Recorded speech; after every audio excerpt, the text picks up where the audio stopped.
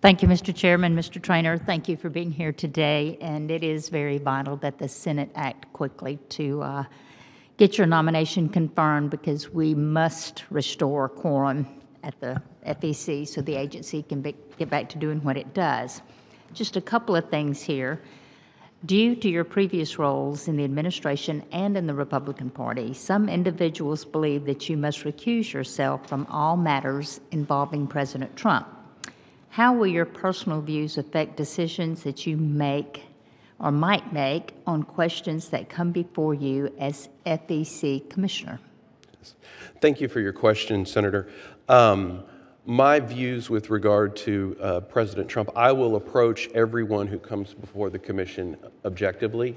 I will look at the facts that are presented to me. I will look at the law, and I will apply the facts to the law fairly amongst everyone that comes before the Commission.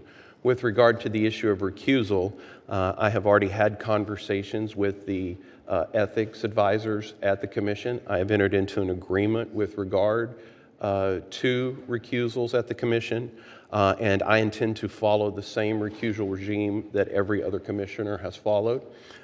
When matters regarding President Trump come up, I will approach the ethics officials at the agency and have that discussion with them to see when it's appropriate to recuse and when not. And do you believe other commissioners should be held to that same standard, including any previous involvement or comments that they have made about the president? I do believe that it is very important for all of the commissioners to follow the same regime and for us all to be held to the same standard with regard to recusal. And so, again, I think it's one where a close discussion with the ethics advisor is important so that we can have appropriate recusals when comments may bias an individual's decision. And you've expressed the importance of bringing better transparency to the FEC, especially so candidates and members of the public can have better understanding and access to the information collected by the agency. Please share with the committee your vision for making the FEC a more transparent and accessible organization. I will. As a practitioner in this area, I often visit the FEC's website to review campaign finance reports, to look at the various advisory opinions that are put out.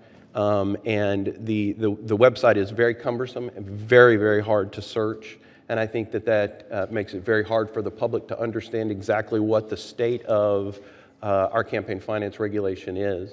And so I would start with looking at making things more accessible just from the frontline area where people go first and foremost to get information about campaign finance. Great. Thank you very much. Thank you, you. Mr. Chairman.